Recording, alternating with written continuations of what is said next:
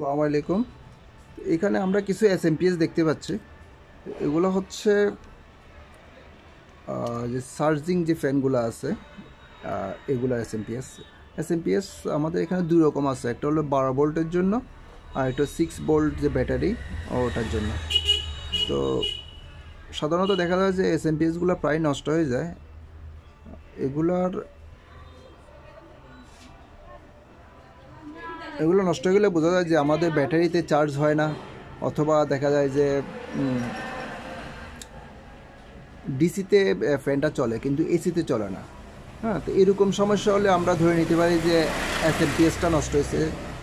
এসএমপিএসে কী থাকে মূলত? এসএমপিএস আমরা এই যে এদিক দিয়ে এসি দিলাম আর এদিক থেকে ডিসি বেরোলো। 6 ভোল্টের ব্যাটারি থাকলে এখানে 7.5 ভোল্ট বেরোবে, আর যদি 12 ভোল্টের ব্যাটারি থাকে সেক্ষেত্রে 15 ভোল্টের মতো আমরা পাবো আউটপুটে। তো আমরা দেখব যে আউটপুটে 15 ভোল্ট আছে কিনা দেখব, বা 7.5 ভোল্ট বা 7 ভোল্ট এগুলো আছে কিনা আমরা দেখব। যদি কোনো কারণে এটা না থাকে তো তাহলে আমরা দেখব যে এসিতে যে শুরুতে যে এখানে যে ব্রিজ রেকটিফায়ার আছে, হ্যাঁ, এই ব্রিজ রেকটিফায়ারটা ঠিক আছে কিনা। তারপরে আমরা দেখতে পারি যে এই যে আছে এখানে আরেকটা বড় সার্কিট দেখাই। হ্যাঁ, এখানে ব্রিজ রেকটিফায়ার আপনি এখানে যেভাবে দেখছেন যে একটা আইসির মতো করা আছে ব্রিজ রেকটিফায়ার, আবার সেম জিনিস এখানে 4টা রেকটিফায়ার দিয়ে করা হয়েছে। তো এই দিক থেকে আমরা যদি এসি দেই তাহলে এটা আউটপুটে ডিসি ভোল্টেজ পাওয়া যাবে, অর্থাৎ 220 ভোল্ট যে ডিসি এটা পাওয়া যাবে। তো এখানে একটা ক্যাপাসিটরের ডিসিটা নিয়ে একটা ক্যাপাসিটরে দেওয়া হয়েছে। ক্যাপাসিটরটা হচ্ছে এখানে কত, 400 ভোল্ট 68 মাইক্রোফ্যারাড। তো আমরা এখানে ক্যাপাসিটরের মধ্যে ভোল্টেজটা মাইপে দেখতে পারি। তো ক্যাপাসিটরের মধ্যে ভোল্টেজ একটু বেশি থাকে, এটা 300 ভোল্ট বা এরকম প্লাস ভোল্টেজ থাকে।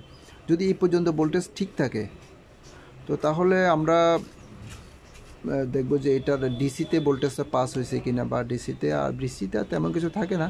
ডিসিতে দেখা যাচ্ছে এখানে দুইটা ডায়োড আছে, এই দুইটা ডায়োড পর্যন্ত আছে কিনা, বা এখানে একটা রেজিস্ট্যান্স আছে, ফিউজ আছে, এগুলো ঠিক আছে কিনা আমরা দেখব।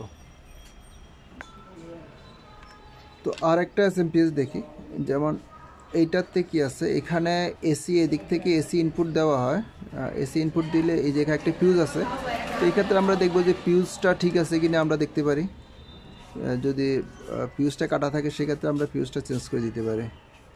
আর ডিসি পাশে অবশ্য তেমন কিছু নষ্ট হয় না। আর একটা এসএমপিএস দেখে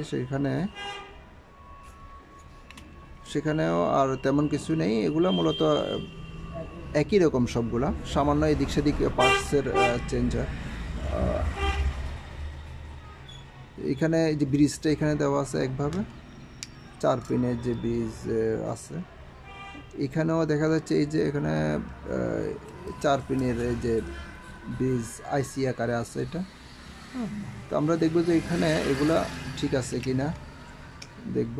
আর মূলত যেমন বেশিরভাগ নষ্ট হয়ে যায় যে এই যে এখানে আছে একটা 22 ওহমস না, 2.2 ওহমসের একটা রেজিস্ট্যান্স আছে। এটা ফিউজ এটা কেটে যায়। হ্যাঁ, এটা কেটে গেলে এটা চেঞ্জ করে দেওয়া যায়।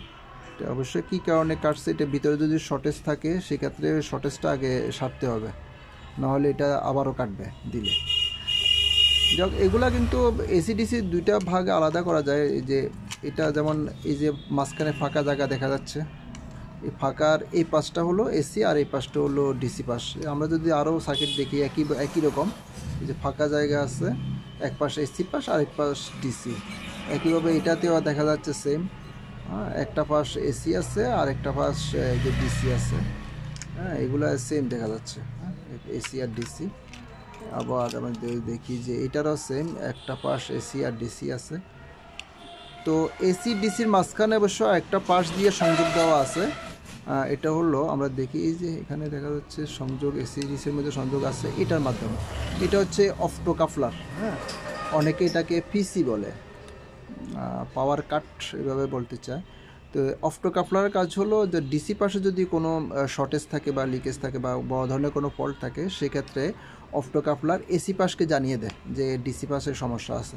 সেক্ষেত্রে সার্কিটটা যাতে বার্ন না হয়ে যায়, যাতে বড় ধরনের কোনো সমস্যা না হয়, তো এই জন্য এসি পাশে সে সিগন্যালটা পাঠিয়ে দেয়। তো ওই সিগন্যালটা নিয়ে যে আইসি আছে, আইসি এটা অ্যাকশানে যায়। হ্যাঁ, তখন সে সফারকে সে ভোল্টেজ বন্ধ করে দেয়। ভোল্টেজ সফারকে বন্ধ করে দিলে আর ডিসি পাশে টোটালি আর কোনো কারেন্ট থাকে না। তো যাই হোক, আমরা যদি এগুলা যদি নষ্ট পাই, যে প্রাইমারিভাবে আমরা দেখতে পারি যে এগুলো 2-1টা পার্টস আমরা চেক করে দেখতে পারি। যদি না হয় সেক্ষেত্রে এত ঝামেলা অনেকে যায় না, কারণ এগুলো একটা 200-250 টাকার মধ্যে পাওয়া যায়, আরও কম দামেও পাওয়া যায়। তো আমরা এগুলো নিয়ে জাস্ট এটা চেঞ্জ করে দিলাম। যদি এটা 6 ভোল্টের ব্যাটারি হয় সেক্ষেত্রে আমরা 7.5 ভোল্টের একটা এসএমপিএস লাগিয়ে দেবো। আর যদি 12 ভোল্টের হয় সেক্ষেত্রে আমরা একটা যে 15 ভোল্টের যেটা 15.5 বা এরকম ভোল্টের কিছু এসএমপিএস পাওয়া যায়, এগুলো আমরা লাগিয়ে দিলে হয়ে যাবে। তো থ্যাংক ইউ দেখার জন্য।